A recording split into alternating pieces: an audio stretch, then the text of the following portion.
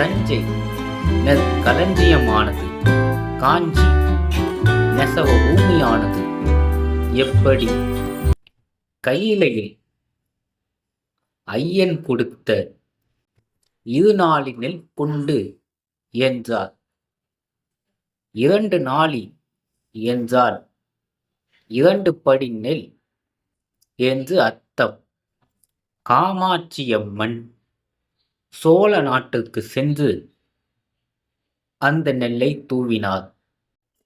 அந்த இடம் விவசாய பூமியாக பெருகிவிட்டது. இப்போது காஞ்சிபுரத்துக்கு வந்தவுடனே அங்குள்ள மக்களெல்லாம், அம்மா, நாங்கள் எதை வைத்து பிழைப்போம் என்று கேட்டார்கள். உடனே காமாட்சி அம்மன் சொன்னார், அப்பன் சிவபெருமான் கொடுத்த நெல்லை நான் தஞ்சையில் கொடுத்து விட்டேன். நீங்களெல்லாம் பிழைக்க வேண்டுமென்றால் ஒன்றே ஒன்று, என் புடவையில் இருந்து ஒரு நூலை தருகிறேன். அதை வைத்து நீங்கள் பிழைத்துக் கொள்ளுங்கள். அந்த பட்டு நூலை உருவி கொடுத்தார்.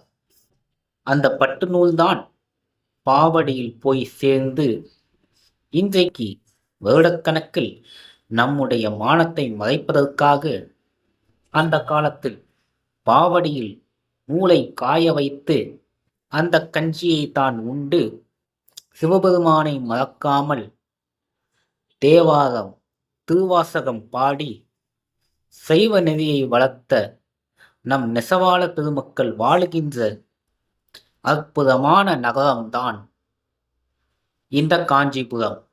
மீண்டும் சந்திப்போம். நன்றி, வணக்கம்.